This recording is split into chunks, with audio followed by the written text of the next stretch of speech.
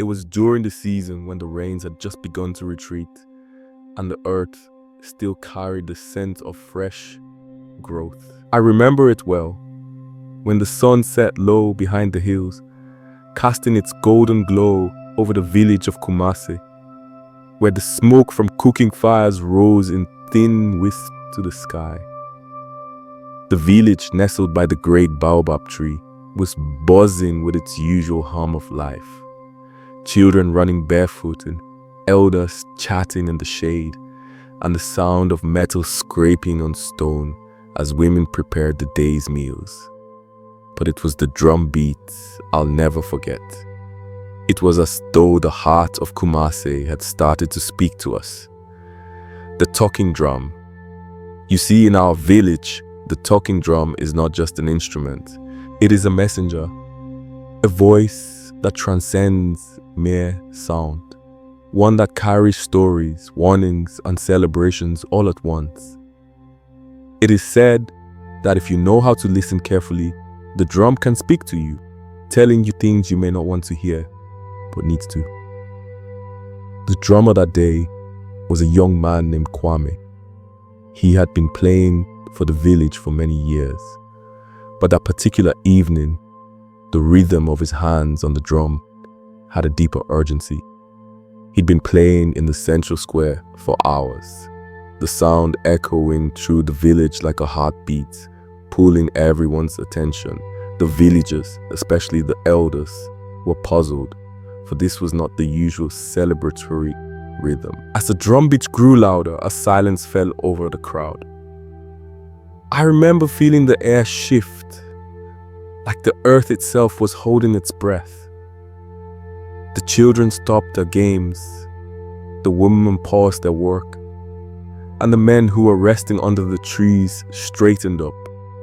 The only sound was the steady thump-thump-thump of the drum.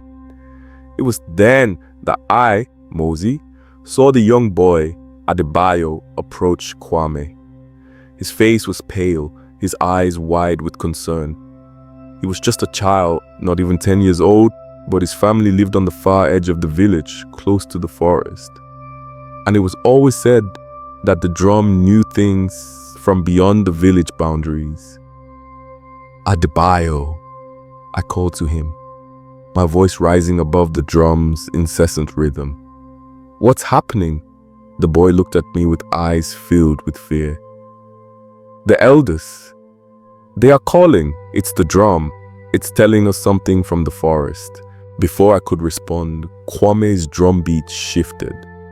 It was as if the drum had acknowledged Adebayo's words.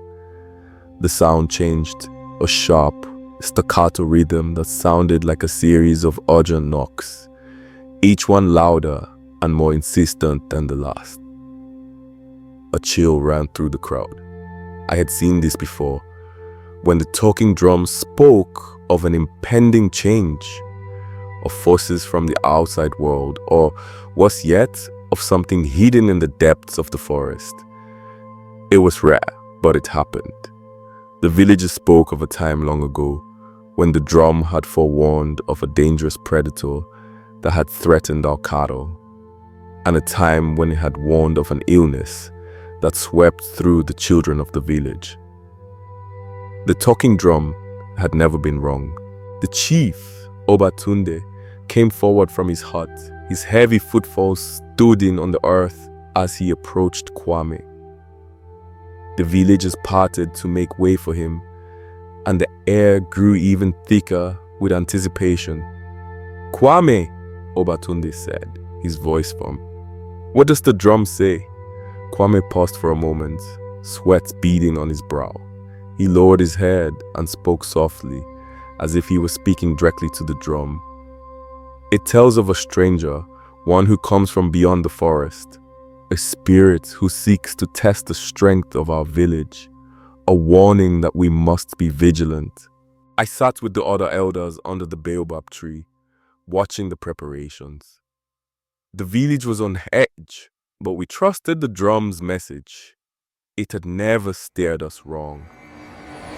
By the time the moon rose high, casting its silver light over the village, we heard the first sound. a faint rustling at the edge of the trees. We waited. Kwame's drumming had now become a steady pulse, urging the village to stay alert, but calm. Then, there he appeared, emerging from the shadows of the forest. A tall figure, wrapped in a cloak of woven leaves, with eyes that shone like the moon. He stepped into the village, silent as the night itself.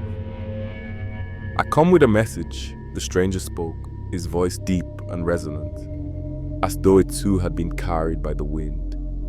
"The forest has spoken. The time has come for your people to make a choice. Will you remain hidden in the safety of your village, or will you journey beyond the trees, where the world waits to know your strength?" The villagers stood frozen, unsure of whether to respond, but it was Obatunda who stepped forward, his voice strong and unwavering. "We do not fear the forest. We are Kumase, and we carry the spirits of our ancestors with us. Tell us what is needed, and we will decide." The stranger smiled faintly. "It is not for me to decide. It is the talking drum that has chosen you. The village must decide its fate." And with that, the stranger turned and disappeared back into the forest. The next morning, the village elders gathered in council. The talking drum had warned us, but its message was unclear. It was time for us to choose. Would we remain in the safety of our land or venture into the unknown where challenges awaited? As the sun rose, we knew that Kumase, our home, would never be the same. But whatever path we chose, we would carry the strength of the drum with us, for it spoke the truth, no matter how hard it might be to hear.